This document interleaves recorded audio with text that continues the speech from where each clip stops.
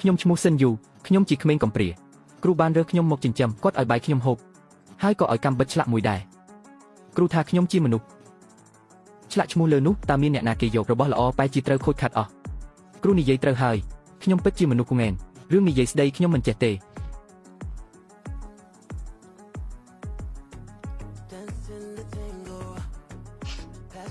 ឆ្លាក់រួចរាល់ហើយតើប្រើបានទេមនុស្សម្នាក់មានប្រយោជន៍តែប៉ុណ្្នឹងឯងបើមិនធ្វើការតើអ្នកណាគេចិញ្ចឹមឯង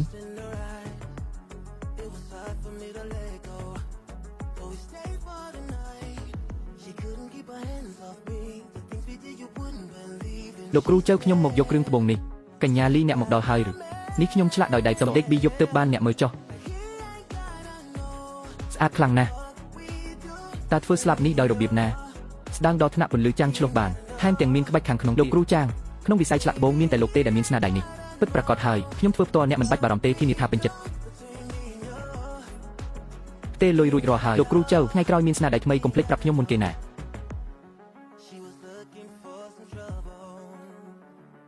ឈោធ្វើអីនៅទីនេះទៅធ្វើការវិញទៅ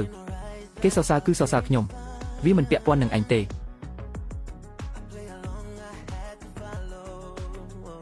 ឆ្លាក់ត្បូងអស់10ឆ្នាំស្នាដៃខ្ញុំទាំងអស់សុទ្ធតែឆ្លាក់ឈ្មោះចៅសៀវហ្វៃព្រោះគេជាកូនបង្កើតរបស់គ្រូ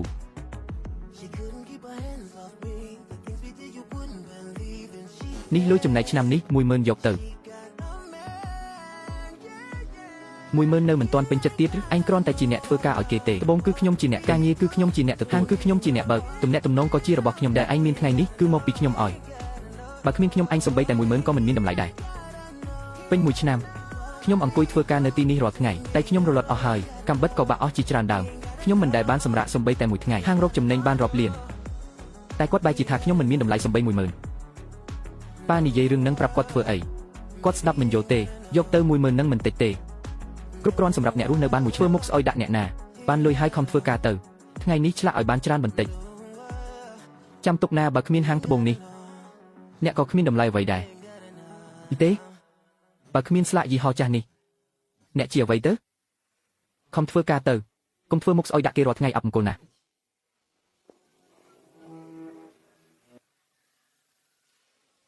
គ្រូបានរើសខ្ញុំមកឲ្យបាយខ្ញុំហូបហើយក៏ឲ្យកាំបិតឆ្លាក់ខ្ញុំមួយដើម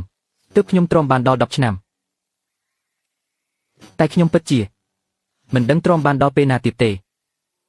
ឆ្លាក់រូបទារកអស់7ថ្ងៃ7យប់មកយកថ្ងៃស្អែកនេះហើយធ្វើអាមួយនេះរួចខ្ញុំចង់និយាយប្រាប់គ្រូ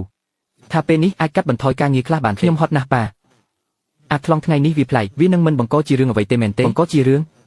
វាទៅបង្កត្រឹមតែជាមនុស្សខ្លងបើចេញពីត្រកូលចូលទៅតាមមានអ្នកណាគេយកវានោះក៏ពិតមែនចុះរឿងកាលពីមុនតែវាគ្រុនក្តៅខ្លាំងរហូតខូចបំពង់ហេតុអ្វីបានជាប៉ាមិនព្យាបាលវាបើព្យាបាលជាវាប្រហែលរត់បាត់យូរហើយប៉ាធ្វើឲ្យវានិយាយមិនកើតទើបងាយស្រួលប្រើវាប៉ាពិតជាឆ្លាតមែនមនុស្សខ្លងងាយប្រើស្ដាប់បង្គាប់ហើយមិនរត់ចោល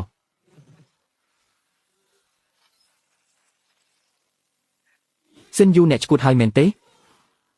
នេះជារូបឆ្លាក់ដែលលោកវ៉ាងកំងថ្ងៃស្អែកត្រូវប្រគល់ឲ្យគេហើយដឹងទេថាវាថ្លៃប៉ុណ្ណា10ឆ្នាំខ្ញុំចាត់ទុកគាត់ដូចជាឪពុកតែគាត់បែរជាចាត់ទុកខ្ញុំដូចជាឪពុកធ្វើមុខបែបនេះឲ្យអ្នកណាគេមើលហ៊ានវារបស់ខ្ញុំបែកអ្នកនៅមានលីឡាទៀតអាខ្លងឯងនេះចុះរឿងលោកម្ចាស់វ៉ាងត្រូវដោះស្រាយយ៉ាងម៉េចឯងសងគេរួចទេ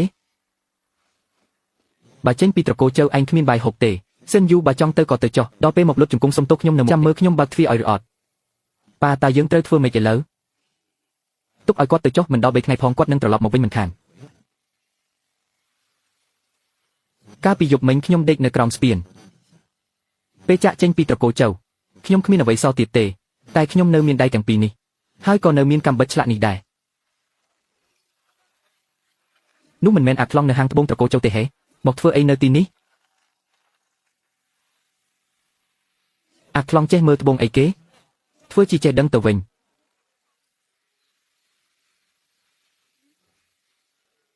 ត្បូងដុំនេះសម្បកវាស្ដើងសាច់ខាងក្នុងណែនល្អស្នាមប្រេះនោះគ្រាន់តែនៅសម្បកទេមិនជ្រៅដល់សាច់ត្បូងទេអ្នកដទៃមើលថាវាជាត្បូងខូចតែខ្ញុំមើលឃើញរបស់ល្អនៅខាងក្នុងអស្ចារ្យមែនតើឯងរើបានអ្វីសម្បកប្រភេទមានសាច់ខាងក្នុងស្រអាប់នេះវាជាត្បូងឥតប្រយោជន៍ច្បាស់អ្នកមិនចេះមើលត្បូងទេកាត់រួចហើយឬនៅបើចង់បានត្បូងដុំនោះយកទៅត្រឹម5យន់ចង់ឃើញវាចេញត្បូងមែនទេត្បូងបែបនេះខ្ញុំឃើញច្រើនណាស់កាត់មួយកាំបិតទៅឃើញតែធូលី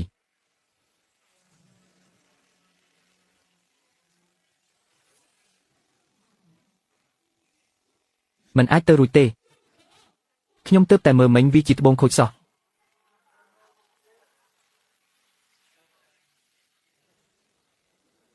ពួកគេសើចចំអកឲ្យខ្ញុំថាជាមនុស្សថ្លង់ថាខ្ញុំមិនចេះអ្វីទាំងអស់តែខ្ញុំប្រឡូកនឹងរឿងត្បូងនេះ10ឆ្នាំមកហើយខ្ញុំអាចដឹងថាដុំណាមានតម្លៃមើលដៃគាត់ចុះនឹងល្អណាស់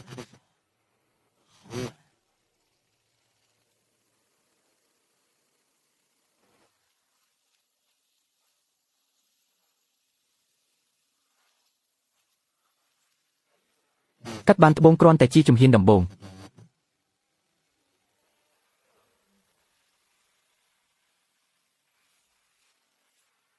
គាត់ថែមទាំងឆ្លាក់ដោយខ្លួនឯងទៀតគ្រាន់តែលក់ត្បូងឆៅក៏ចំណេញច្រើនដែរត្រឹមតែជាមនុស្សថ្លង់ម្នាក់កាត់ត្បូងបានគឺដោយសារសំណាងតែការឆ្លាក់ត្បូងទាមទារឲ្យមានសមត្ថភាពពិតប្រាកដ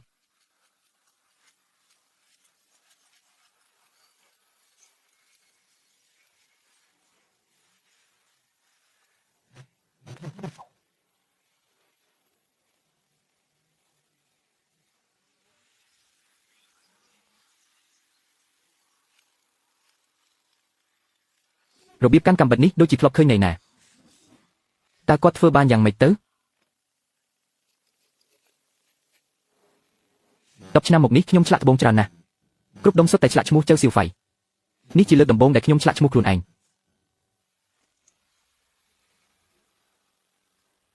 ស្នាដៃឆ្លាក់នឹងការខាត់នេះដូចស្នាដៃដែលខ្ញុំធ្លាប់ឃើញឥតខ្ចោះមិនគួរឲ្យជឿសោះ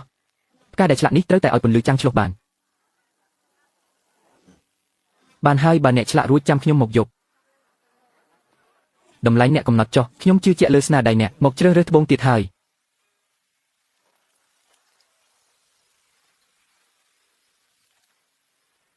ឆ្លាក់ត្បូងស្ដើងត្រូវមានក្បាច់ស្នាដៃត្រូវតែល្អិតល្អន់មិនឲ្យមានស្នាមប្រេះឬស្នាមសាច់ត្បូងឡើយកាត់មួយកាំបិតត្រូវឲ្យស្ដើងឆ្លុះពន្លឺ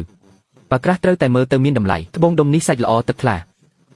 សម្បកវាស្ដើងបន្តិចមែនតែពណ៌វាស្អាតតម្លៃ150យ៉ន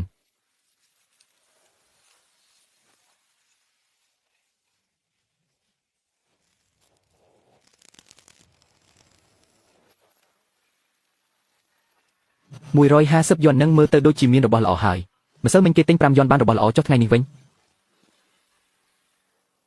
នេះជាត្បូងទឹកកកមានក្បាច់ផ្កាលុយទាំងអស់យកទៅបង់ថ្លៃផ្ទះអស់ហើយបើការងារនេះសម្រេចខ្ញុំប្រហែលអាចជួលផ្ទះល្អជាងនេះបាន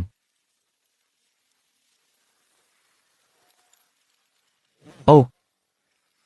នេះមិនមែនជាកូនសិស្សថ្លង់របស់ផ្ទះយើងទេខ្ញុំធ្លាប់ប្រាប់ហើយថាបើចេញពីផ្ទះត្រកូលចៅអ្នកគ្មានតម្លៃអ្វីទាំងអស់មិនខុសពីអ្នកសុំទានទេហាហា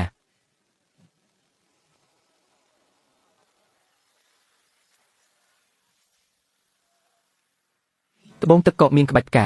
ឯងលួចត្បូងនេះមកពីណាប៉ាខ្ញុំបង្រៀនវាពីរបៀបឆ្លាក់កុំទៅខ្វល់ពីវាអីចុងក្រោយវាលួចត្បូងរត់បាត់ឥឡូវនេះវិញយកត្បូងដែលលួចគេមកតាំងលក់ធ្វើជាម្ចាស់ហាងអ្នកដែលទិញរបស់វាគឺកំពុងជួយចោលហើយ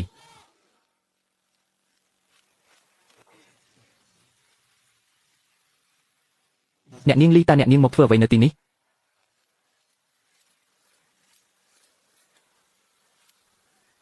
តើវាលួចត្បូងអ្វីទៅគុណភាពបែបណាពេលណាបានរាយការណ៍ប៉ូលីសឬនៅមានរឿងអ្វីម្ចាស់ហាងតើត្បូងដុំនេះអ្នកជាអ្នកលក់ឲ្យលោកគ្រូសិនមែនទេបាទខ្ញុំជាអ្នកលក់ឲ្យគាត់ខ្ញុំលក់ឲ្យគាត់តម្លៃ150យ៉នយេហើយមែនទេ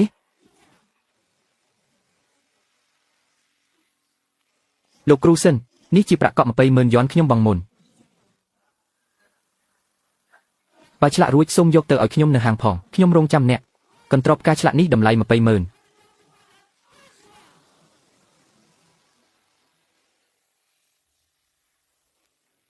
ខ្ញុំជួលតូបបានហើយទូតូចបន្តិចមែនតែវាជាកន្លែងរបស់ខ្ញុំផ្ទាល់លែងត្រូវអង្គុយលក់តាមផ្លូវទៀតហើយលែងត្រូវខ្វល់ពីទឹកមុខអ្នកណាទៀត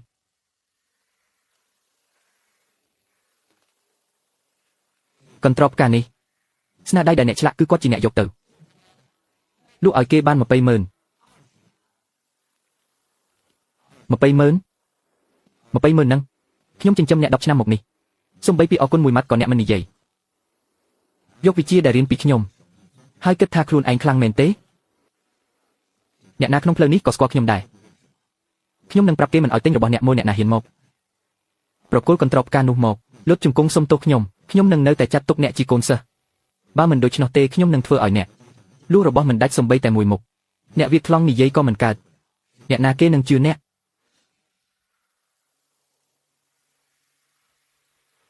បានបើចង់រឹងតឹងខ្លាំងចាំមើលថាអ្នកទ្រាំបានប៉ុន្មានថ្ងៃក្នុង3ថ្ងៃនេះអ្នកនឹងត្រូវលុតជង្គង់មកសុំទោសខ្ញុំគាត់គិតថាគាត់ជាម្ចាស់ជីវិតគេអញ្ចឹងខ្ញុំនឹងកំទេចគាត់ឲ្យខ្ទេច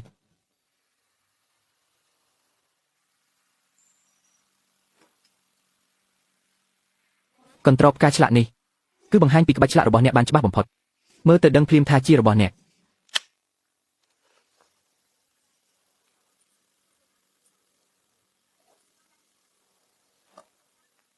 ស្នាមកាំបិតនេះ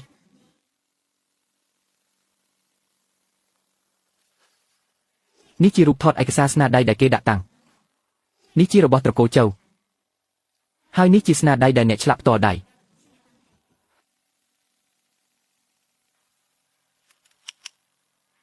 មើលត្រង់នេះមុំកាំបិតគឺដូចគ្នាបេះបិទស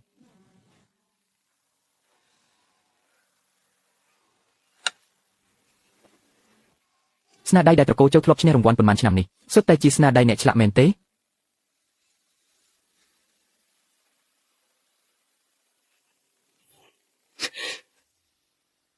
ពួកគេមើលងាយអ្នកព្រោះអ្នកនិយាយមិនកើតអ្នកឆ្លាក់អស់10ឆ្នាំសូម្បីតែឈ្មោះក៏មិនបានដាក់អ្នកមិនជឿចាប់ទេសម័យនេះវិទ្យាសាស្ត្រជឿនលឿនណាស់មិនមែនព្យាបាលមិនបានទេខ្ញុំស្គាល់គ្រូពេទ្យជំនាញខ្ញុំនឹងនាំអ្នកទៅព្យាបាលរងចាំដល់ពេលអ្នកនិយាយអ្នកនឹងទាមទារឈ្មោះរបស់អ្នកមកវិញដោយខ្លួនឯង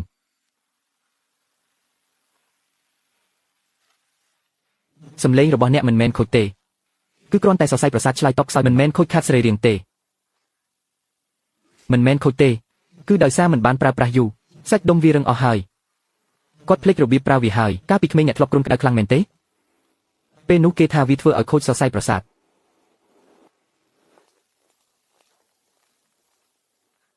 ឡូវសាកបញ្ចេញសំឡេងឲ្យខ្ញុំស្ដាប់មើលសិនយូមើលមកខ្ញុំនិយាយថាវាគ្រាន់តែភ្លេចមិនមែនវាស្លាប់ទេធម្មតាគាត់ធ្វើការងារអ្វីឆ្លាក់ត្បូងគាត់ប្រើកាំបិតឆ្លាក់ខំដងកាំបិតទុកដាក់ទល់នឹងបំពង់ចុងកាំបិតបែរទៅក្រៅកុំខ្លាចគាត់មិនទាន់និយាយអ្វីទេទោះគ្មានសំឡេងក៏ត្រូវតែព្យាយាម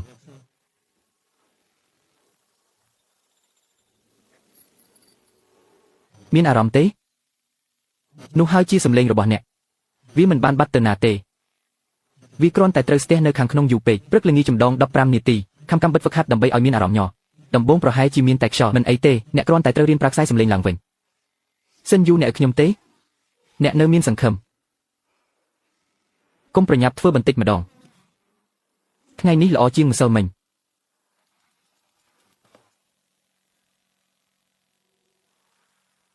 បែកហើយរបស់ដែលលោកចិនត្រូវការសម្រាប់ថ្ងៃខួបកំណើតតើឲ្យខ្ញុំទៅរករបស់កម្រិតនេះពីណាលើរូបឆ្លាក់សម្រាប់ជូនពរលោកចិនពេលដឹកជញ្ជូនមកវាបែកអស់ហើយលោកចិនជាទីប្រឹក្សាផ្នែកត្បូងជាអ្នកជំនាញលំដាប់ខ្ពស់ក្នុងវិស័យឆ្លាក់ខែក្រោយជាថ្ងៃខួបកំណើតគាត់ហើយចប់គ្នាហើយ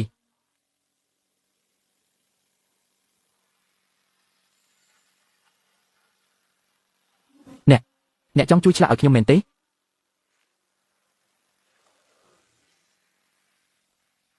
កន្លះខែ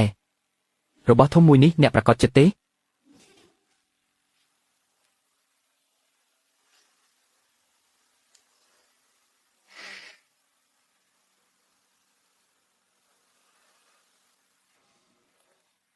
ល្អបើអ្នកឆ្លាក់ខ្ញុំនឹងរកវត្ថុធាតុដើមឲ្យលុយមិនមែនជាបញ្ហាទេអ្នកចង់បានថ្លៃប៉ុន្មានក៏បាន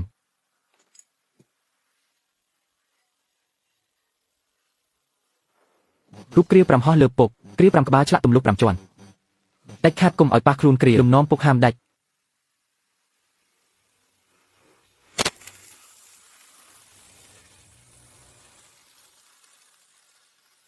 កន្លះខែនេះគ្រប់កាំបិតត្រូវតែត្រឹមត្រូវ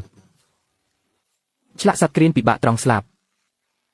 បើស្ដាងពេកវានឹងបែកបើក្រាស់ពេកវានឹងដូចថ្មអ្នកឆ្លាក់ផ្នែកខាងក្នុងស្លាបមុនទៅលំដាប់នេះគឺត្រឹមត្រូវហើយពេលអ្នកដកកាំបិតជាទម្លាប់ឬក៏អ្នកចង់កែច្នៃវាបង្វិលថែមបន្តិចមិនចម្លែកទេដែលខ្សែបន្តស្អាតម្លេះអ្នកធ្វើបែបនេះរាល់ពេលដកកាំបិតមែនទេគេច្រើនឆ្លាក់ពីគ្រើមទៅល្អិតតែអ្នកឆ្លាក់ម្ដងបានសម្រេចតែម្ដងកម្រាស់ស្លាបគឺកំណត់រួចរាល់ហើយ ខ្ញុំមើលគេឆ្លាក់ត្បូង10ឆ្នាំមកហើយអ្នកជាមនុស្សដំបូងដែលធ្វើឲ្យខ្ញុំមើលរហូតភ្លេចខ្លួន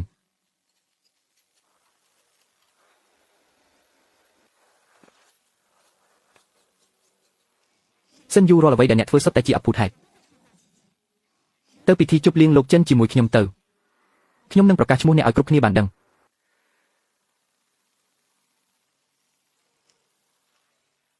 លោកគ្រូចៅត្បូងនេះខុសពីមុនបន្តិចណា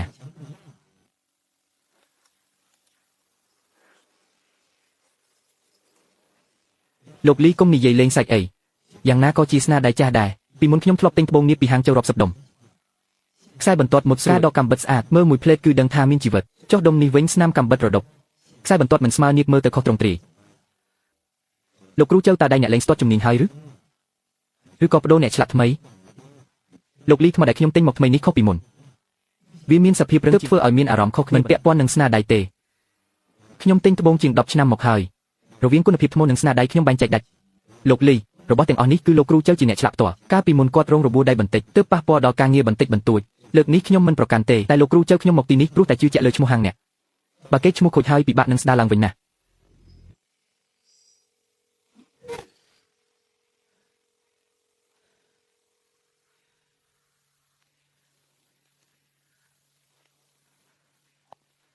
10ឆ្នាំពេញហើយដែលគេឆ្លាក់ជំនួសអ្នកតើអ្នកធ្លាប់ចាប់កំបិតឆ្លាក់ដោយខ្លួនឯងខ្លះទេបើអ្នកចេះតែ 3% នៃស្នាដៃគេថ្ងៃនេះក៏មិនត្រូវគេមកជិះដល់ក្នុងហាងបែបនេះដែរចង្អុលមុខថាហាងជើគ្មានសមត្ថភាពហាងឆៅជេនេះគឺជាកម្លាំងញើសជាមួយជីវិតរបស់ប៉ាបើនៅតែបន្តបែបនេះវានឹងខូចខាតអស់នៅក្នុងដៃកូនមិនខាន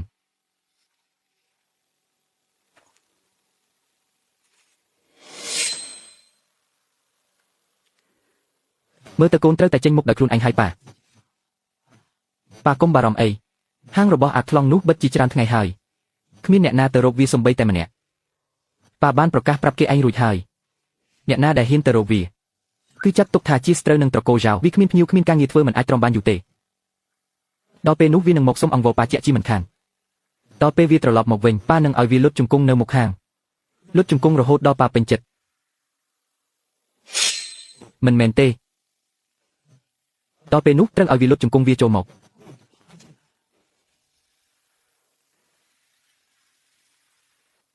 លោកឆេនគឺជាអ្នកជំនាញខាងត្បូងថ្មក្នុងរង្វង់នេះសម្ដីរបស់គាត់មានឥទ្ធិពលខ្លាំងណាស់ថ្ងៃនេះជាថ្ងៃខួបកំណើតអាយុ80ឆ្នាំរបស់គាត់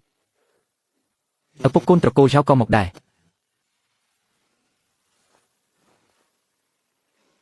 នោះមិនមែនជាកូនសិស្សថ្លង់របស់យើងទេហេតុអ្វីថ្ងៃនេះហ៊ានចូលមកក្នុងពិធីខួបកំណើតលោកឆេន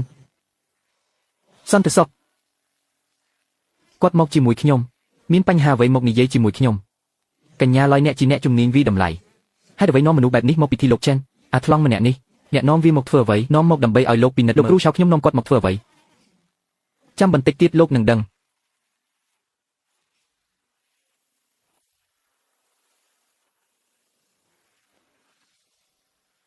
អូគ្រានឆ្លាក់ដ៏ធំបែបនេះឆ្លាក់5ជាន់បែបនេះត្រូវប្រើពេលឆ្លាក់យូរប៉ុណ្ណា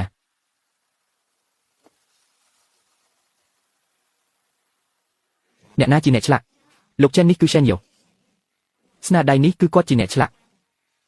ប្រើពេលតែកន្លះខែប៉ុណ្ណោះនេះជាស្នាដៃរបស់ឯងមែនទេឆ្លាក់5ជាន់កន្លះខែឯងធ្វើម្នាក់ឯងបច្ចេកទេសប្រើកាំបិតនេះធ្លាប់ឃើញសោះជេងសានអញមកមើលថាតើវាដូចបច្ចេកទេសរបស់ជាហ្វីដែរឬទេលោកចិនបច្ចេកទេសនេះវាលួចចម្លងពីជាហ្វីត្រូវហើយវាលួចបច្ចេកទេសរបស់ខ្ញុំអាថ្លង់នេះគឺជាក្មេងកំព្រាដែលខ្ញុំយកមកចិញ្ចឹមវាធ្វើជាកូនសិស្សនៅត្រកូលចៅអស់10ឆ្នាំមកហើយអាហ្វៃវាចេះអ្វីខ្លះវាចេះតែលួចរៀនពីគេទេពេលវាចាក់ចេញទៅវាថែមទាំងលួចយកវត្ថុធាតុដើមនិងរបស់របរត្រកូលចៅទៅទៀតឥឡូវយកវិជាដែលលួចគេមកធ្វើជាអ្នកជំនាញក្នុងពិធីខួបកំណើតលោកចាស់ជ្រាទៀតអ្នកទាំងអស់គ្នាគិតមើលតើនេះវាជារឿងអ្វី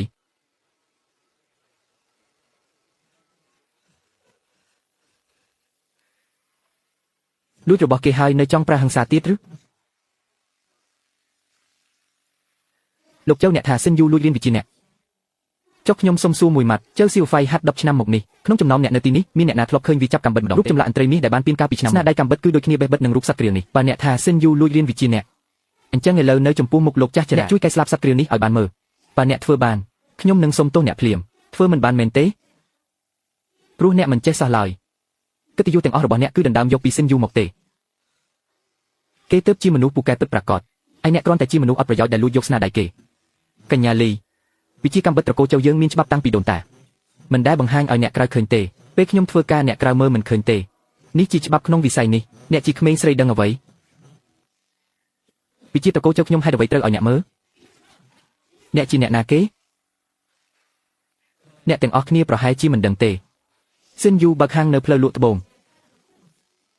កញ្ញាលីទៅទីនោះរាល់ថ្ងៃមានគេឃើញច្រើនអ្នកណាស់ហាងបិទទ្វាររាប់សិបថ្ងៃពួកគេទាំងពីរនាក់នៅក្នុងហាងរហូតដល់យប់ជ្រៅប្រុសស្រីនៅជាមួយគ្នាតែធ្វើអ្វីទៅ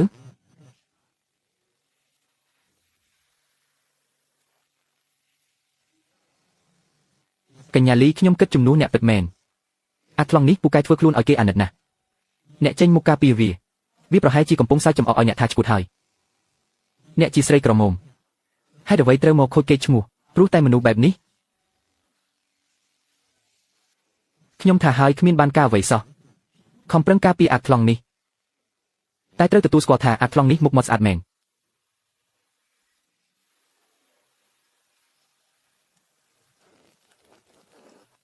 លោកចាស់ចរិយាថ្ងៃនេះជាខួបកំណើតអាយុ60ឆ្នាំរបស់លោកកុំឲ្យរឿងរ៉ាវមិនល្អទាំងនេះមកបំផ្លាញបរិយាកាសសប្បាយរីករាយឲ្យសោះរឿងទំនាស់ទាំងនេះទុកនិយាយគ្នានៅថ្ងៃក្រោយចុះលោកចិនតែខ្ញុំទៅហាងរបស់ស៊ីនយូញឹកញាប់គឺដោយសារតែអំណោយដែលខ្ញុំត្រៀមជូនលោកវាបែកបាក់ខូចខាតពេលដឹកជញ្ជូនស៊ីនយូប្រាប់ខ្ញុំថាគេអាចឆ្លាក់ថ្មីជូនលោកបានក្នុងរយៈពេលកន្លះខែហាងគេបិទទ្វារមិនមែនមកពីគ្មានការងារធ្វើទេគឺមកពីគេកំពុងធ្វើការងារធំមួយនេះទើបត្រូវបិទហាងដើម្បីសម្រុកធ្វើឲ្យទាន់ពេលឥឡូវនេះស្នាដៃរបស់ស៊ីនយូក៏នៅទីនេះស្រាប់ហើយស៊ីនយូចង់ចុះឈ្មោះចូលរួមប្រកួតប្រជែងនេះដើម្បីបង្ហាញសមត្ថភាពខ្លួនឯងឲ្យទស្សនិកជនទូទាំងប្រទេសបើចៅសៀវហ្វៃថាស៊ីនយូលួចក្បាច់កម្មបិតរបស់គេអញ្ចឹងក៏ឲ្យចៅសៀវហ្វៃចូលរួមប្រកួតទៅដល់ពេលនោះអ្នកណាមានសមត្ថភាពពិតអ្នកណាជាអ្នកខ្លាំងទស្សនិកជនទូទាំងប្រទេសនឹងបានឃើញច្បាស់បើឈ្នះពានរង្វាន់នឹងទទួលបានការអញ្ជើញពីសាមន្ទីរជាតិសម័យនេះ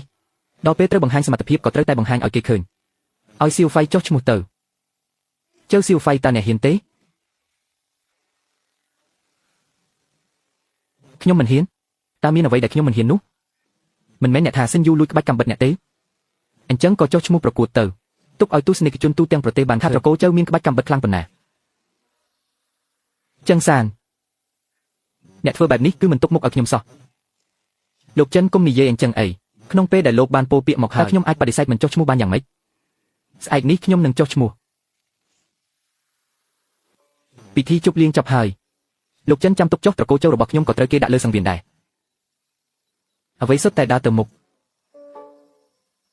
លើកលែងតែខ្ញុំសិនយូក្នុងពិធីជប់លៀងអ្នកបានបង្ហាញសមត្ថភាពខ្លួនឯងហើយឪពុកកូនត្រកូលចៅក៏ត្រូវគេដាក់លើសង្វៀនដូចគ្នាអ្នកខិតជិតដល់គោលដៅដែលចង់បានមួយជំហានទៀតហើយយកសម្លេងអ្នកត្រឡប់មកវិញ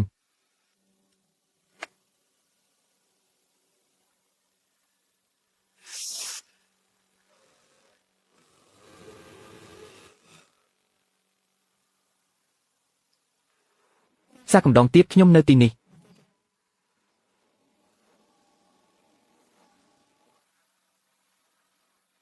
សិនយូកុំបារម្ភអីនៅពេលដែលអ្នកនិយាយមិនចេញស្នាដៃរបស់អ្នកនឹងនិយាយជំនួសអ្នកខ្ញុំនឹងក្លាយជាសម្លេងឲ្យអ្នក10ឆ្នាំហើយនេះជាលើកដំបូងហើយដែលមានគេប្រាប់ខ្ញុំថាខ្ញុំគឺជាសម្លេងរបស់អ្នក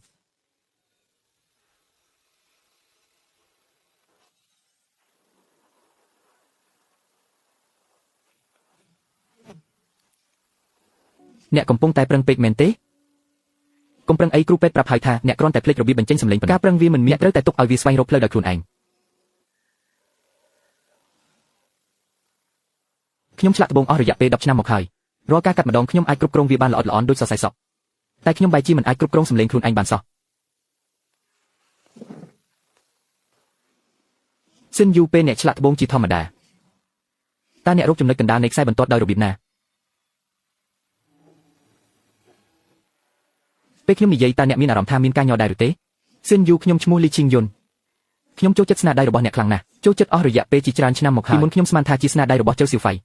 តែពេលនេះខ្ញុំដឹងហើយថាវាខ្ញុំអាណិតអ្នកខ្លាំងណាស់ប៉ុន្តែខ្ញុំក៏កោតសរសើរអ្នកដែរ10ឆ្នាំមកនេះអ្នកពិតជាលំបាកខ្លាំងណាស់សិនយូនេះហើយគឺជាសម្លេងវាមិនមែនជារបស់ផ្ដាច់មុខរបស់នរណាម្នាក់អ្នកក៏មានដែរសាកល្បងមើលឥឡូវនេះ ធ្វើតាមការញ័រនេះចុះសាកំដងទៀត10 ឆ្នាំដែលខ្ញុំខ្លងនេះជាលើកដំបូងដែលខ្ញុំបានឮសំឡេងខ្លួនឯងសូមស្វាគមន៍មកកាន់កម្មវិធីប្រកួតឆ្លាក់ត្បូងថ្នាក់ជាតិអ្នកឈ្នះនឹងទទួលបានប្រាក់រង្វាន់រាប់លាននិងត្រូវបានសារមន្ទីរជាតិប្រមូលទុកជាស្នាដៃការប្រកួតជុំទី1តម្រូវឲ្យឆ្លាក់សោត្បូងជាដុំតែមួយដោយត្រឹងឲ្យកងសោអាចរំកិលបានកំណត់ពេល4ម៉ោងសូមជ្រើសរើសថ្មដោយខ្លួនឯងចាប់ផ្ដើម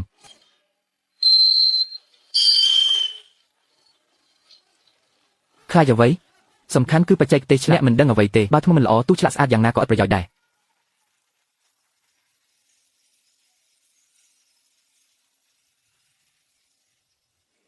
សោត្បូងមិនដូចត្បូងដទៃទេកងសោត្រូវតែព្យួរឲ្យរំកិលបានកម្លាំងទាំងអស់គឺស្ថិតនៅត្រង់ចំណុចភ្ជាប់បើមានស្នាមប្រេះក្នុងគឺកាត់ដាច់ភ្លាមបើថ្មមិនរឹងមាំកងសោនឹងបាក់បែកអស់មានតែថ្មដែលសាច់ល្អប៉ុណ្ណោះទើបអាចទ្រាំនឹងការឆ្លាក់នេះបាន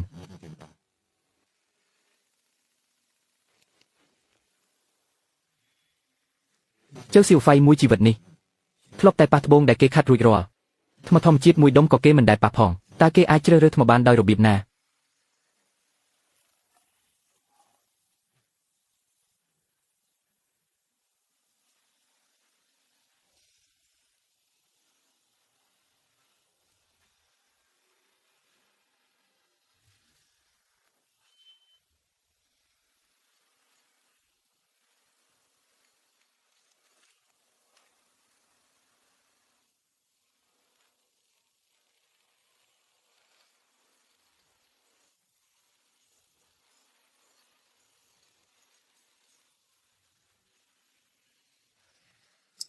ចុះហេតុអ្វីជើសៀវហ្វៃនៅមិនទាន់ចាប់ផ្ដើមគេមិនមែនជាកូនប្រុសរបស់មេជាងធំប្រាប់ថាសូម្បីតែការកាត់ថ្មក៏គេធ្លាប់ដឹងអីលោកគ្រូប្រកាសជាមានគម្រោងរបស់គាត់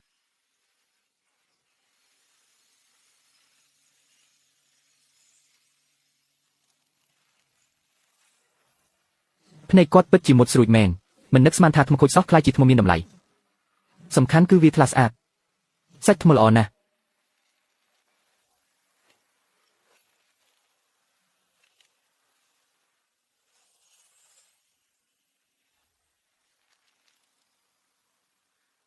ចុះថ្មរបស់កូនប្រុសលោកគ្រូចុះហេតុអីមានតែស្នាមប្រេះសរសៃថ្មញ៉ៃញ៉ៃសាច់ថ្មស្ងួតខ្លាំងនោះវាគ្រាន់តែជាថ្មខូចទេកូនប្រុសលោកគ្រូជ្រើសរើសថ្មមិនចេះផងការឆ្លាក់រូបនោះគឺត្រូវឆ្លាក់ទៅកែទៅការឆ្លាក់ទៅកែទៅវាពិបាកបំផុតខុសតែបន្តិចគឺខូចទាំងស្រុង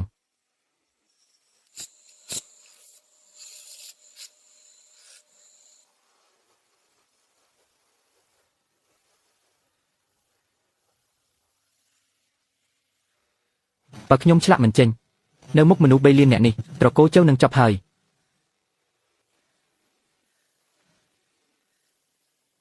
បើដៃខ្ញុំរបួសបែបនេះគឺឆ្លាក់លេងកាត់ហើយ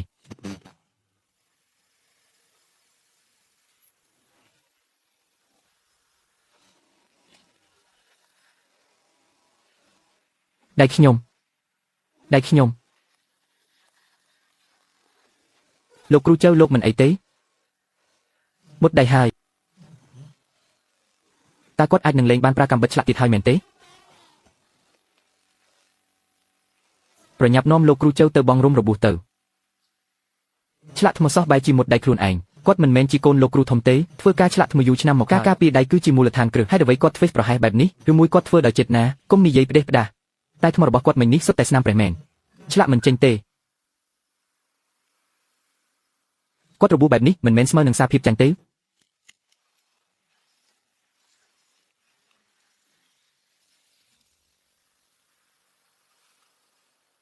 កូនប្រុសខ្ញុំគេក្រិចក៏ដៃកាពីប៉ុន្មានថ្ងៃមុនវានៅមិនទាន់ជាសេះស្បើយល្អទេមិញនេះប្រហែលជាគេឲ្យដៃមិនមែនមកពីគេគ្មានសមត្ថភាពការប្រកួតជុំនេះខ្ញុំនឹងធ្វើជំនួសគេលោកគ្រូចុះមកប្រកួតដោយផ្ទាល់មិនដឹងប៉ុន្មានឆ្នាំហើយដែលគាត់មិនបានចុះដៃផ្ទាល់បែបនេះយោងតាមវិធានការប្រកួតបើបេក្ខជនមិនអាចបន្តការប្រកួតបានក្រុមគ្រួសារអាចស្នើសុំធ្វើជំនួសបានការចូលប្រកួតរបស់លោកគ្រូចៅគឺត្រឹមត្រូវតាមច្បាប់ចៅចឹងសានម្ចាស់មេដៃមាសឆ្លាក់ថ្មថ្នាក់ជាតិកាលពី30ឆ្នាំមុនម្ចាស់ពានរង្វាន់ពិសេសក្នុងពិព័រណ៍ជាតិកាលពី25ឆ្នាំមុននេះគឺជាកេរ្តិ៍ឈ្មោះរបស់ត្រកូលចៅ គឺគាត់ឆ្លាក់ដោយដៃផ្ទាល់ទាំងអស់លោកគ្រូចៅចេញមុខមកហើយចាំបាច់ប្រកួតអីទៀតសម័យគាត់ល្បីយើងទើបតែរៀនឆ្លាក់ទេ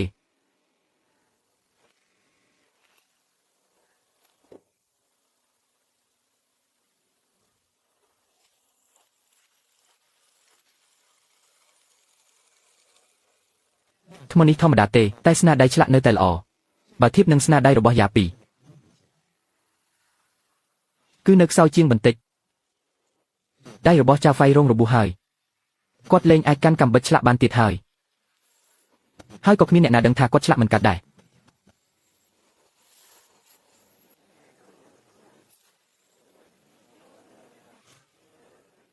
ខ្ញុំក៏គ្មានឱកាសបង្ហាញស្នាដៃដែរមិនមែនមកលួចឆ្លាក់ទេ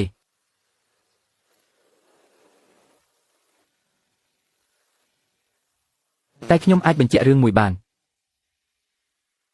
ខ្ញុំខ្លាំងជាងពួកគេទាំងអស់គ្នា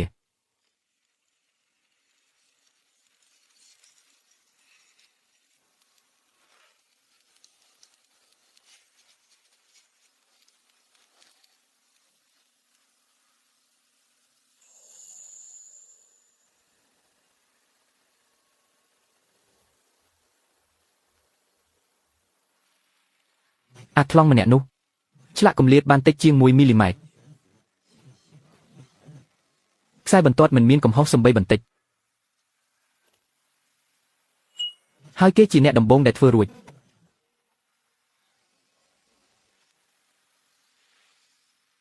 គេធ្វើលឿនម្លេះ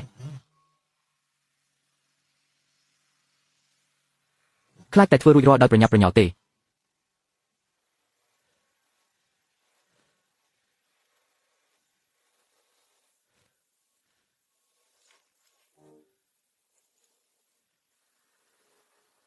ដៃខ្ញុំចាប់ផ្ដើមអស់កម្លាំងហើយ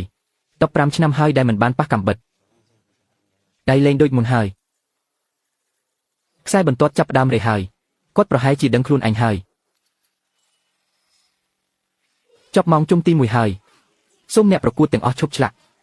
ដាក់ស្នាដៃនៅកណ្ដាលតូ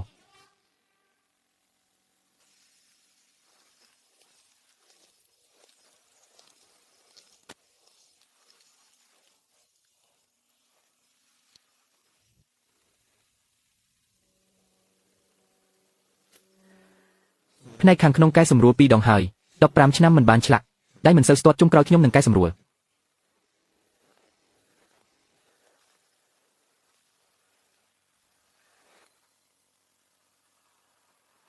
ឆ្លាក់ទៅសម្អាតទៅ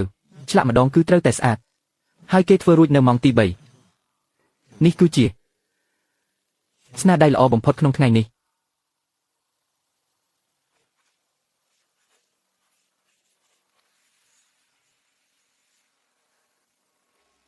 លទ្ធផលជុំទី1ចេញហើយ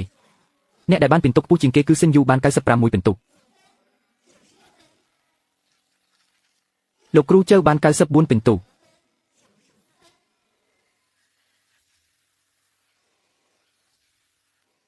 លោកគ្រូជើចាញ់អាខ្លងនោះមែនទេមិនមែនចាញ់ទេគាត់ខានឆ្លាក់យូរពេកទើបដៃមិនស្ទាត់តែអាខ្លងនោះឆ្លាក់ល្អមែនចាំមើលជុំទី2ទៀតទៅលោកគ្រូជើបាននិយាយថាជុំក្រោយគាត់នឹងកែសម្រួល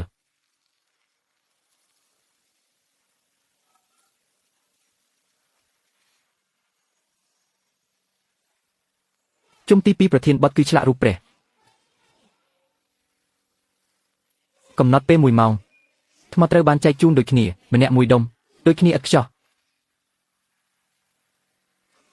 ចាប់ផ្ដើមឥឡូវនេះការឆ្លាក់មុខព្រះពុទ្ធគឺជាដំណាក់កាលដែលពិបាកបំផុតក្នុងការឆ្លាក់ត្បូងបើខុសតែបន្តិចមុខព្រះនឹងក្លាយជាមុខមនុស្សធម្មតា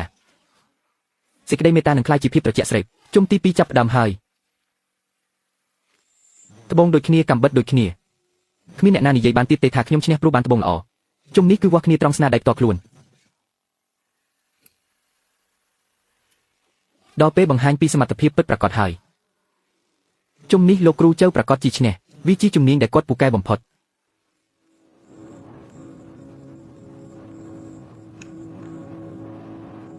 ទោះឆ្លាក់ព្រះដូចគ្នាខ្លះឆ្លាក់ឲ្យឃើញពីភាពអង់អាចឯខ្ញុំឆ្លាក់ឲ្យឃើញពីសេចក្តីមេត្តា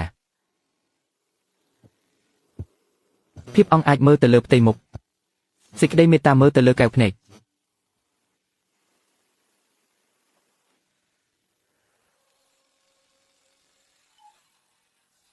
អស់ពេលជុំទី2ហើយសូមអ្នកប្រកួតទាំងអស់ដាក់កាំបិតចុះព្រះរបស់លោកគ្រូចៅមើលទៅថ្លៃថ្នូរណាស់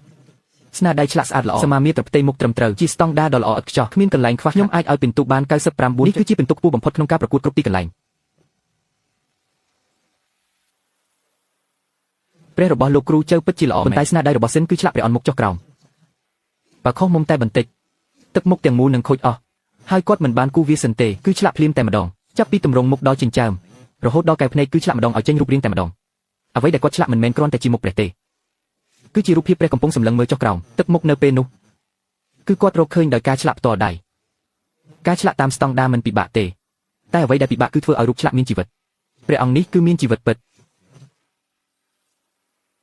ជុំទី2សិនជាអ្នកឈ្នះពិន្ទុពេញថែមទាំងឈ្នះលោកគ្រូចៅទៀតព្រះអង្គនោះមើលទៅដូចមានជីវិតមែន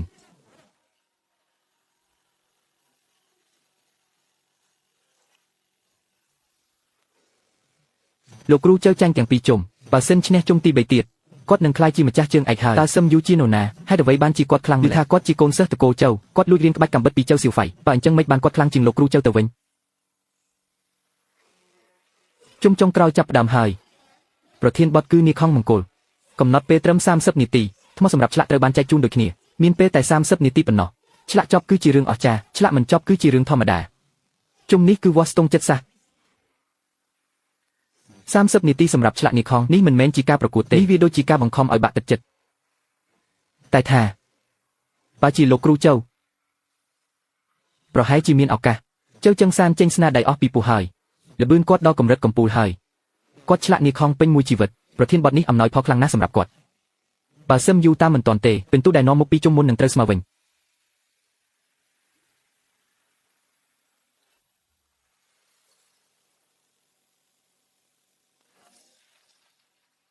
គាត់ប្រើកាំបិតពីរដៃព្រមគ្នាដៃឆ្វេងឆ្លាក់ហងដៃស្ដាំឆ្លាក់នាគាត់កំពុងឆ្លាក់ទាំងពីរព្រមគ្នាមិនមែនទេ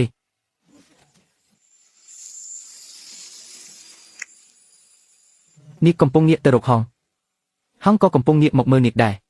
នាគខំមង្គលមិនមែនគ្រាន់តែជារូបភាពស្ងៀមទេតែវាជាចលនាដែលកំពុងឆ្ពោះទៅរកគ្នានាគខំហោះហើរអ្នកដទៃឆ្លាក់នាគខំដាក់ក្បែរគ្នាតែអ្វីដែលខ្ញុំចង់ឆ្លាក់គឺពួកគេកំពុងសម្លឹងមើលគ្នាដូចជាយប់នោះដែលគាត់សម្លឹងមើលខ្ញុំក៏សម្លឹងមើលគាត់30នាទីឆ្លាក់ចប់គឺជារឿងអស្ចារ្យឆ្លាក់មិនចប់គឺជារឿងធម្មតាអញ្ចឹងខ្ញុំនឹងឆ្លាក់រឿងអស្ចារ្យមួយការងារ3ថ្ងៃគេឲ្យខ្ញុំធ្វើតែ1ថ្ងៃខ្ញុំត្រូវតែប្រើកាំបិតឲ្យដល់កម្រិតកំណត់ទើបអាចធ្វើការនេះបាននាគខំចាប់ផ្ដើមព្រមគ្នាល្បឿនដៃនេះមិនមែនជាមនុស្សធម្មតាទេមិនត្រឹមតែលឿនទេមើលកែវភ្នែកពួកគេចុះនាគខំកំពុងសម្លឹងមើលគ្នាទៅវិញទៅមកពោពេញដោយមនោសញ្ចេតនានេះទើបហៅថាបើភ្នែកមើលពិភពលោកពិតប្រាកដ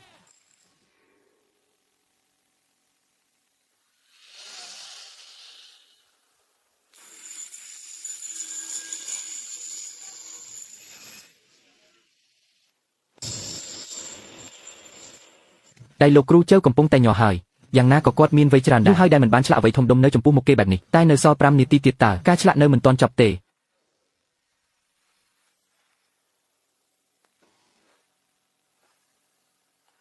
ខុសហើយមួយកាំបិតនេះខូចធ្ងន់ធ្ងរណាស់ជួសជុលលេងបានហើយដៃគាត់លេងអាចទ្រាំបានទៀតហើយ5នាទីចុងក្រោយខ្ញុំមិនដែលឲ្យអ្នកណាមកជួយបញ្ចប់ការងារជំនួសទេដូច្នេះរាល់ពេល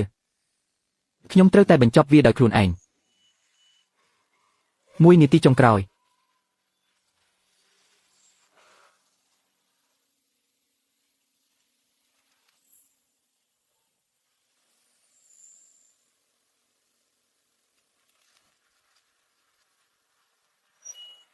ដល់ម៉ោងហើយសូមគ្រប់គ្នាដាក់កាំបិតចុះចប់ហើយខ្ញុំសំបីតែផ្នែកចុងក្រោយក៏មិនទាន់រួចផង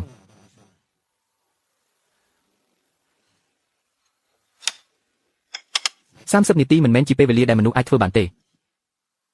នាគនិងហងបែរមុខរកគ្នាតែមិនប៉ះគ្នាចន្លោះរវាងនាគនិងហងមិនដល់1មីលីម៉ែត្រផងវាហាក់ដូចជាមានជីវិតមែននេះគឺជាស្នាដៃទេវអ្នកដែលធ្វើចប់តែម្នាក់គត់ក្នុងជុំនេះគឺសិនយូ ជើងឯកនៃការប្រកួតឆ្លាក់ត្បូងថ្នាក់ជាតិលើកនេះសិនយូ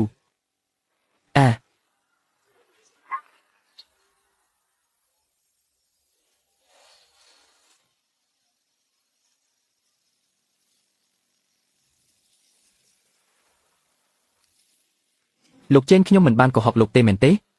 គាត់មិនមែនជាអ្នកលួចក្បាច់ឆ្លាក់ទេគាត់គឺជាអ្នកដែលកាន់កាំបិតជំនួសជើស៊ីវហ្វៃអស់10ឆ្នាំមកហើយមិនបាច់ប្រាប់ខ្ញុំទេរាត្រីពិធីជប់លៀងនោះខ្ញុំបានឃើញដៃរបស់គាត់នឹងជើស៊ីវហ្វៃខ្ញុំដឹងតាំងពីពេលនោះមកក្នុងអាជីពនេះអ្នកណាដែលកាន់កាំបិតយូរឆ្នាំដែលគេនឹងប្រាប់ការពិត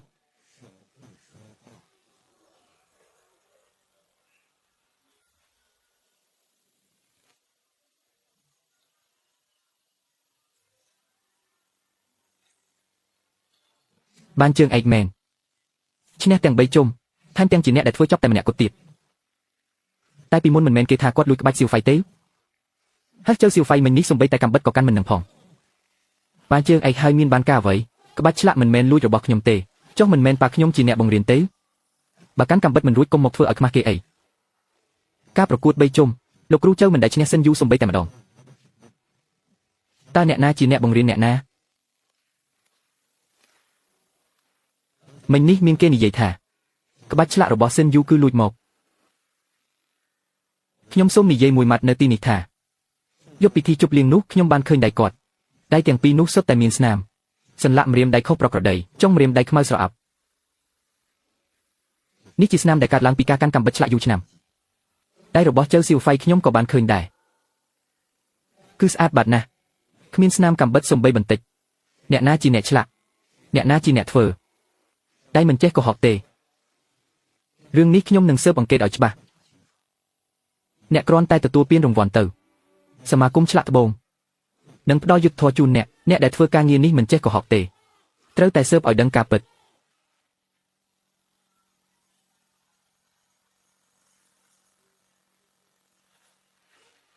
ពួកអ្នកជឿគាត់មែនទេគាត់គ្រាន់តែជាមនុស្សថ្លង់ម្នាក់ឈប់ទៅកុំធ្វើឲ្យអាម៉ាស់ជាងនេះទៀត30ឆ្នាំមកនេះបើមិនឲ្យយុត្តិធម៌ទេតែកូនគាត់ស្អាតបែបនេះតើចេះឆ្លាក់ដោយរបៀបណាពីមុនស្នាដៃឈ្នះរង្វាន់របស់ហាងជើតើអ្នកណាជាអ្នកឆ្លាក់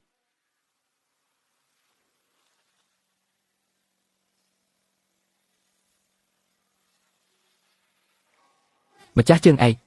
មិត្តភក្តិរបស់លោកសិនយូសូមផ្ញើសារមក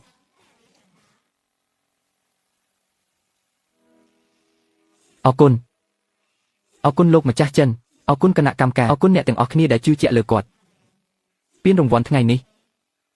គឺជាលើកទី1ដែលគាត់ឈរនៅទីនេះក្នុងនាមជាសិនយូគាត់ចង់និយាយថាគាត់ចង់ដាក់ឈ្មោះខ្លួនឯងនៅលើស្នាដៃរបស់គាត់ចាប់ពីថ្ងៃនេះទៅរាល់ស្នាដៃទាំងអស់នឹងមានឈ្មោះសិនយូនៅលើនោះនេះជាអ្វីដែលគាត់គួរតែទទួលបានសូមអបអរសាទរលោកសិនយូដែលទទួលបានជើងឯកប្រាក់រង្វាន់1 លានយ៉ន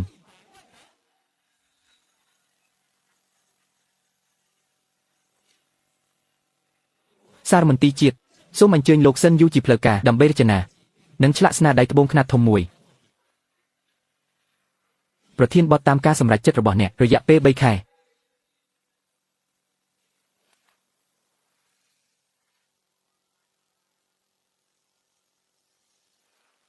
សិនយូ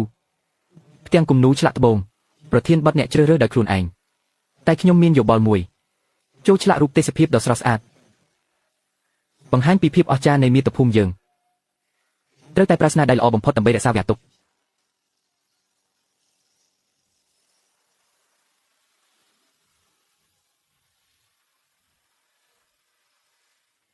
ទេសភាពភ្នំរាប់ពាន់លីល្អបើអញ្ចឹងឆ្លាក់រូបទេសភាពភ្នំរាប់ពាន់លីនេះចុះពាក្យដែលមិនដែលបាននិយាយអស់10ឆ្នាំមកនេះដាក់ចូលទៅក្នុងផ្ទាំងគំនូរភ្នំនិងទន្លេនេះទាំងអស់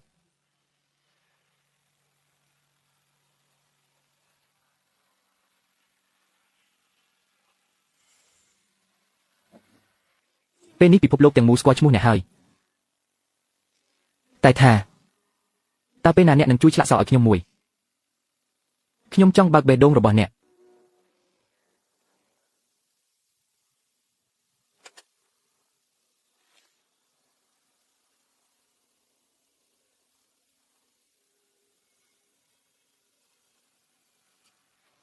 មានន័យថាម៉េច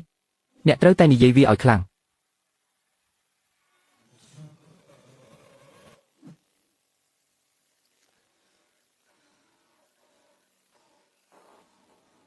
មិនអីទេកុំខ្លាចអីអ្នកចង់និយាយអ្វីខ្ញុំស្ដាប់មិនច្បាស់ទេសាកល្បងមានអារម្មណ៍លើការញ័រនៃបំពង់ខ្មើព្យាយាមនិយាយឲ្យច្បាស់មិនមែនអ្វីទេមិនបាច់ទេមិនចង់ទេនៅតែមិនចូលចិត្តខ្ញុំមែនទេមិនមែនទេគឺសិនយូមិនបាច់ត្រូវការសោទេ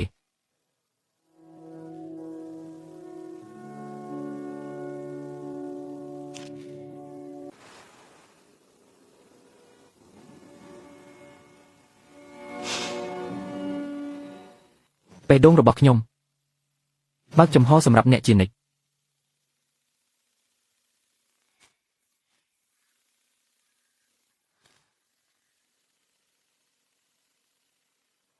បេះដូងរបស់ខ្ញុំបើកចំហសម្រាប់អ្នកជានិច្ច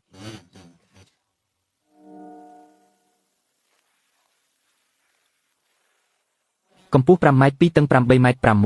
6លោកគ្រូសិនជញ្ជាំងនេះគឺជាទីតាំងសម្រាប់ដាក់ផ្ទាំងគំនូរថ្មីនៅពេលក្រោយ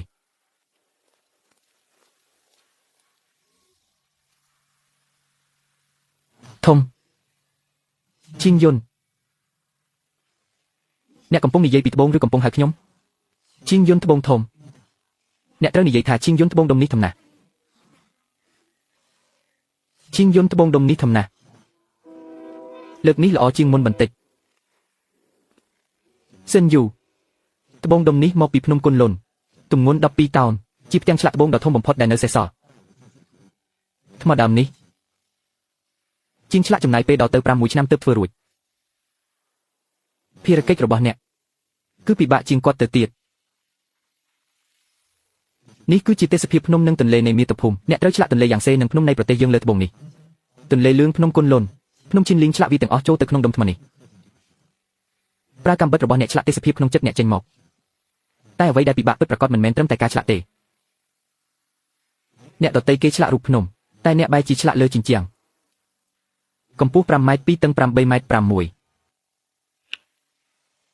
តែក្រេស្នែងមានតឹងតែ2ម៉ែត្រជាងប៉ុណ្ណោះ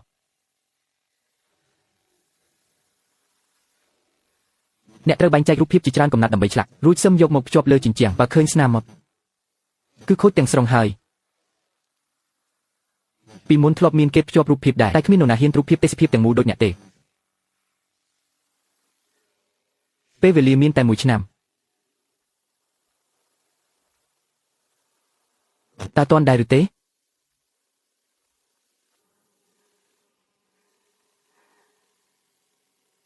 តោះចាប់ផ្ដើម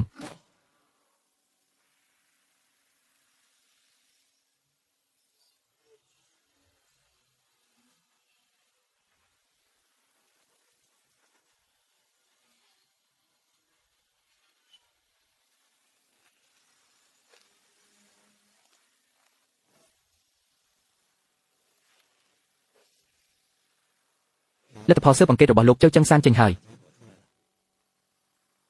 ស្នាដៃដែលទទួលបានពានរង្វាន់របស់ហាងចៅជីក្នុងរយៈពេល10ឆ្នាំមកនេះគឺសុទ្ធតែឆ្លាក់ដោយសិនយូទាំងអស់សមាគមសម្ដេចដកហូតអាជ្ញាប័ណ្ណហាងចៅជីហើយនឹងដកហូតពានរង្វាន់លោកចឹងសានលោកក៏ជាអ្នកចំនួនមុនដែរមិនគួរឲ្យរឿងរ៉ាវវាទៅដល់ថ្នាក់នេះទេ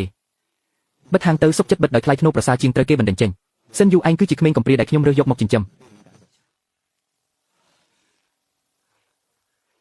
បើគ្មានខ្ញុំឯងប្រហែលជាអត់ឃ្លានស្លាប់បាត់ទៅហើយឥឡូវឯងជាមនុស្សសំខាន់របស់ជាតិឯងគ្រាន់តែនិយាយមួយម៉ាត់ទៅថាឯងគ្រាន់តែជាអ្នកជួយស៊ីវហ្វៃឆ្លាក់ដើម្បីរក្សាកេរ្តិ៍ឈ្មោះត្រកូលចៅចាត់ទុកថាជាការតបស្នងសងគុណដែលបានទេ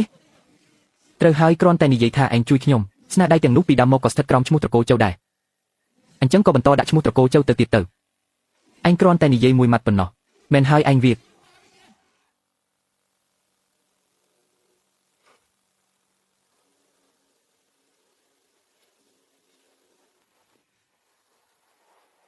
ឯងនិយាយមិនកើតទេ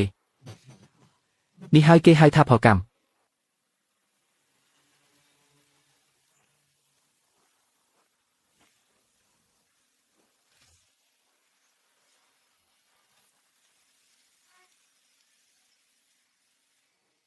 ពីមុនធ្លាប់ធ្វើឲ្យគេនិយាយមិនកើត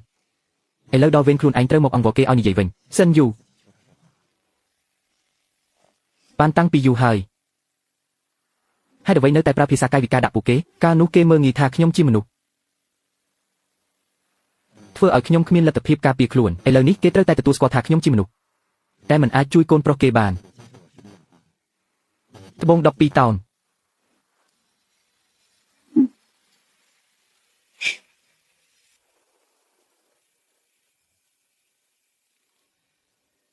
ជញ្ជាំង5ម៉ែត្រ2ត្រូវឆ្លាក់ទេសភាពទាំងមូលចូលទៅក្នុងត្បូងតែមួយដុំនេះចង់ឆ្លាក់ទន្លេនិងភ្នំរបស់ចិនទៅក្នុងដុំត្បូងមួយដុំពិបាកបំផុតគឺ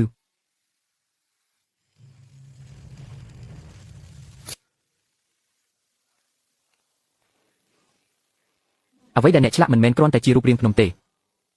វាជាគ្រោងឆ្អឹងហើយរូបរាងខាងក្រៅគឺជាស្បែកគ្រោងឆ្អឹងគឺជាស្គល់បើមិនចេះរៀបគ្រោងឆ្អឹងទេភ្នំនឹងមើលទៅមិនរស់រវើកឡើយ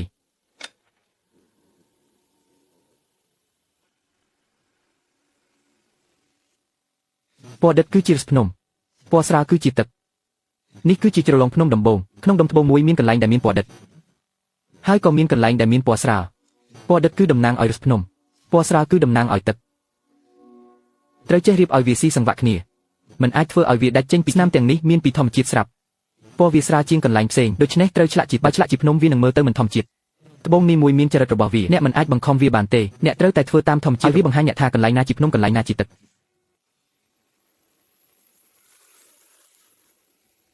ហើយអ្វីការឆ្លាក់លើកនេះយឺតជាងមុនលើកមុនគឺឆ្លាក់តាមទីដៅនៃសរសៃត្បូងតែលើកនេះគឺកាត់តឹងការកាត់តឹងងាយនឹងបែកណាស់បើប្រើកម្លាំងខ្លាំងពេកមុខកាំបិតនឹងខូចត្រូវគិតទុកក្នុងចិត្តជាមុនថាត្រូវឈប់ត្រង់ណា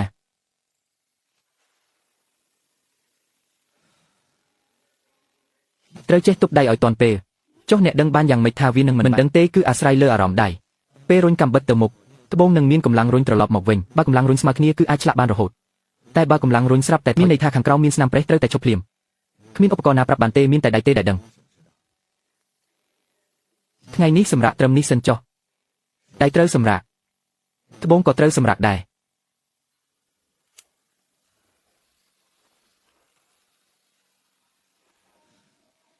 ស្អែកឆ្លាក់អ្វីបន្តទឹកមានទឹកហូរចូលទើបភ្នំមានជីវិតអ្នកក៏ជាទឹករបស់ខ្ញុំដែរមានអ្នកចូលមកក្នុងជីវិតទើបខ្ញុំមានជីវិតរស់រវើក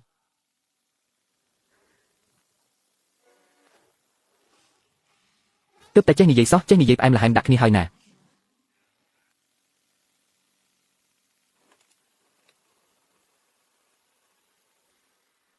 ទឹកហូរចូលទើបភ្នំរស់បាន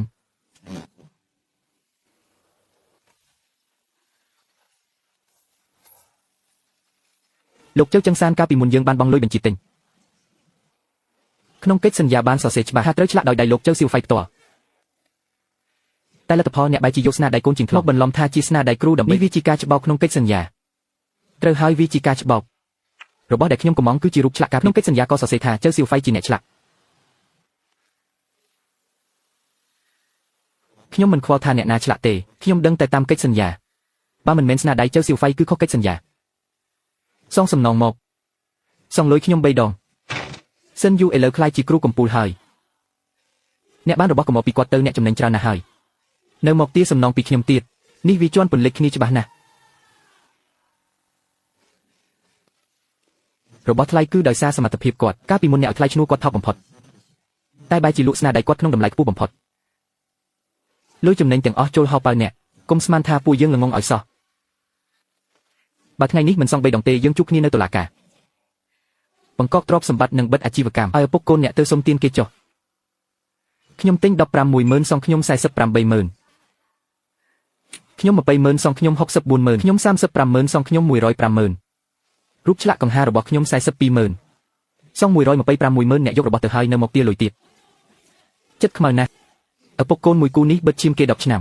នៅហ៊ានថាគេចិត្តខ្មៅទៀតហាហាលោកទាំងអស់គ្នាសូមទុកពេលឲ្យខ្ញុំ1ខែត្រកូលចៅនឹងលក់គ្រប់យ៉ាងដើម្បីសងល្អបាននិយាយហើយត្រូវធ្វើតាមបើមិនសងយើងជួបគ្នានៅតុលាការយើងមានកិច្ចសន្យាមិនឲ្យអ្នករួចខ្លួនទេ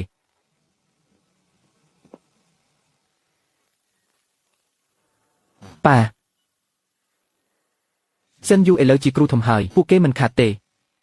ពួកគេគ្រាន់តែលោភលន់ស្ងាត់មាត់ទៅអាមនុស្សមិនបានការ10ឆ្នាំមកនេះបើឯងរៀនពីគាត់បានខ្លះ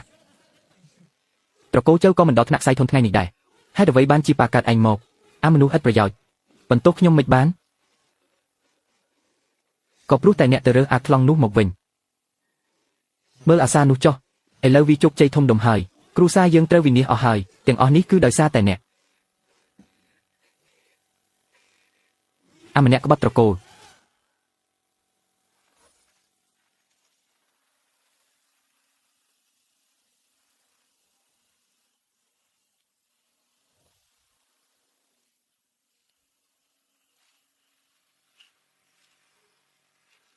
សូមគោរពភ្ញៀវកិត្តិយសទាំងអស់គ្នាសូមអរគុណអ្នកដែលបានមកចូលរួមពិធីសម្ពោធទាំងគំនូរឆ្លាក់លើត្បូងនេះ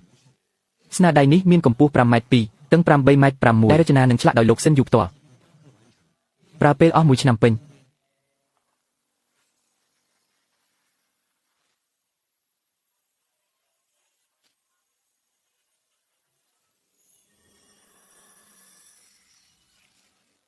មើលចុះភ្នំនេះដូចជាដុសចេញពីក្នុងត្បូងមែនមើលទឹកហូរនេះចុះដូចរបស់ពិតអញ្ចឹងឮថាគាត់ឆ្លាក់អស់1ឆ្នាំពេញឆ្លាក់ម្នាក់ឯងទៀតឆ្លាក់ម្នាក់ឯង1ឆ្នាំពេញដៃបែបណាទៅទើបធ្វើបានបើមិនមែនឃើញអ្នកឆ្លាក់ដោយផ្ទាល់ដៃឃើញម្រាមដៃអ្នករំបងរបួសពេញនោះខ្ញុំក៏ប្រហែលជាសង្ស័យដូចគេដែរតើមានមនុស្សណាធ្វើបានទៅហាហាហាសិនយូឥឡូវអ្នកល្បីល្បាញហើយឃើញពួកយើងធ្លាក់ខ្លួនដល់អ្នកពេញចិត្តហើយមែនទេតែខ្ញុំខូចអស់ហើយប៉ាខ្ញុំក៏ឈឺធ្ងន់ហាងក៏បិទផ្ទះក៏គ្មានអតិថិជនប្តឹងពួកយើងឥឡូវសំបីតែកន្លែងអ្នកពេញចិត្តហើយឬនៅសិនយូគ្រូគាត់ចាស់ហើយជួយនិយាយរក្សាគ្រូផងឥឡូវអ្នកជាមនុស្សធំហើយគ្រាន់តែអ្នកនិយាយមួយម៉ាត់ពួកគេនឹងឈប់តាមទាលុយពួកយើងហើយអ្នកភ្លេចហើយឬថាអ្នកណាជាអ្នកបង្រៀនអ្នកឆ្លាក់ដំបូងអ្នកណាជាអ្នករើសអ្នកមកជីវិតអ្នកគឺគ្រួសារខ្ញុំជាអ្នកផ្ដល់ឲ្យនោះជានរណាទៅដូចជាប៉ាកូនម្ចាស់ហាងត្បូងជូពួកគេនៅមានមុខមកទៀតខ្ញុំមិនដែលភ្លេចទេគឺអ្នកដែលរើសខ្ញុំពីតាមផ្លូវមកវិញខ្ញុំហៅអ្នកថាគ្រូអស់10ឆ្នាំមកហើយឆ្លាក់ត្បូងឲ្យកូនអ្នកអស់10ឆ្នាំខ្ញុំស្មានថាខ្ញុំកំពុងសងគុណអ្នកទើបខ្ញុំមិនដែលតវ៉ាឬដាក់ឈ្មោះលើស្នាដៃម្ដងណាឡើយរហូតដល់ខ្ញុំបានឮផ្ទាល់ត្រជាក់ថាកាលនោះខ្ញុំគ្រុនក្តៅខ្លាំងរហូតបាត់សម្លេងអ្នកមិនព្រមឲ្យខ្ញុំព្យាបាលព្រោះតែចង់ឲ្យខ្ញុំថ្លង់ដើម្បីកុំឲ្យខ្ញុំរត់ចោលអ្នកចាប់ពីថ្ងៃនោះមកខ្ញុំអស់សង្ឃឹមលើអ្នកទាំងស្រុងជើចឹងសានបើអ្នកចាត់ទុកខ្ញុំត្រឹមជាឧបករណ៍កុំនិយាយរឿងគុណធម៌ចិញ្ចឹមបីបាច់ទៀតឡើយ10ឆ្នាំនេះខ្ញុំសឹងអស់ហើយខ្ញុំមិនជំពាក់អ្វីអ្នកទៀតទេដៃទាំងពីរនេះពេលនេះជារបស់ខ្ញុំផ្ទាល់គាត់និយាយអីមិញមិនឲ្យព្យាបាលគ្រាន់តែខ្លាចគេរត់ចោលនឹងមែនទេនេះមនុស្សមែនទេមនុស្សបែបនេះក៏អាចចូលមកទីនេះបានដែរសន្តិសុខមានគេមកបង្កចំនួននៅទីនេះលោកសុំលោកចេញទៅក្រៅផងពួកយើងមិនទៅទេពួកយើងមកតាមរកមនុស្សឯងនិយាយបានហើយឯងនិយាយបានតាំងពីពេលណាប៉ាបាយទេអាខ្លងនឹងវានិយាយបានហើយប៉ាកូនកំពុងយកសັບមែនទេអាសម្រាមនឹងវាអាចនិយាយបានយ៉ាងម៉េចលេងដៃនឹងជារបស់ខ្ញុំ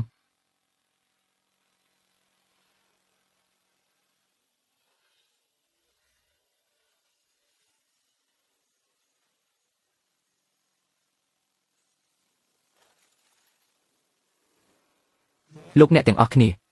ថ្ងៃនេះមានរឿងមួយចំនួនត្រូវប្រកាសជាផ្លូវការតាមរយៈការសម្រេចរបស់ក្រុមប្រឹក្សាជាតិស្នាដៃជាងសានឈៀនលីត្រូវបានសាលមន្ទីរជាតិប្រមូលទុកជាផ្លូវការក្រៅពីនេះ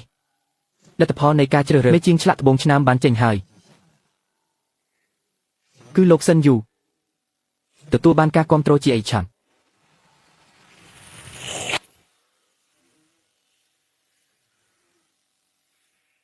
នេះជាលើកដំបូងក្នុងប្រវត្តិសាស្ត្រសាមន្ទីរដែលស្នាដៃឆ្លាក់ត្បូងខ្នាតយក្សត្រូវបានសម្រេចដោយបុគ្គលម្នាក់ឈ្មោះលោកសិនយូត្រូវបានឆ្លាក់នៅក្បែរស្នាដៃនេះ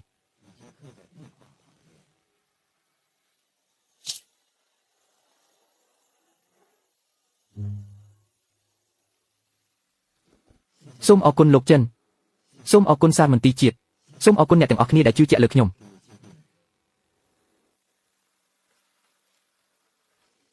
ហើយក៏សូមអរគុណដល់អ្នកដែលបាននាំពន្លឺមកកាន់ជីវិតខ្ញុំ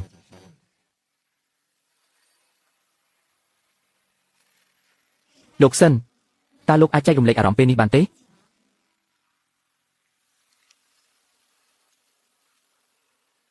10 ឆ្នាំហើយខ្ញុំបានបាត់បង់ឈ្មោះខ្លួនឯងថ្ងៃនេះខ្ញុំរកវាឃើញវិញហើយឆ្លាក់ចូលទៅក្នុងថ្មឆ្លាក់ចូលទៅក្នុងផ្ទាំងគំនូរនេះទៅថ្ងៃមុខអ្នកណាដែលមកមើលគំនូរនេះនឹងឃើញឈ្មោះខ្ញុំមុនគេប៉ុណ្ណឹងគឺគ្រប់គ្រាន់ហើយសម្រាប់មនុស្សជាច្រើនគំនូរនេះមានឈ្មោះថាទឹកដីដ៏មហាសាលតែសម្រាប់ខ្ញុំវាគឺជានិមិត្តរូបនៃភាពរឹងមាំនិងយូរអង្វែង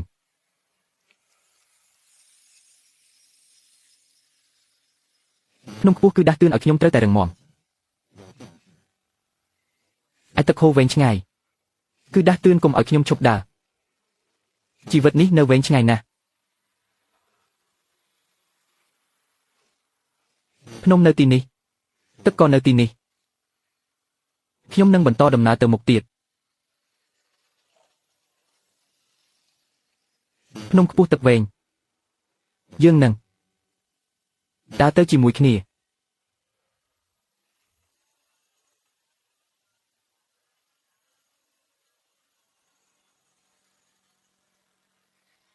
ប៉ាមើលចុះសិនយូជូ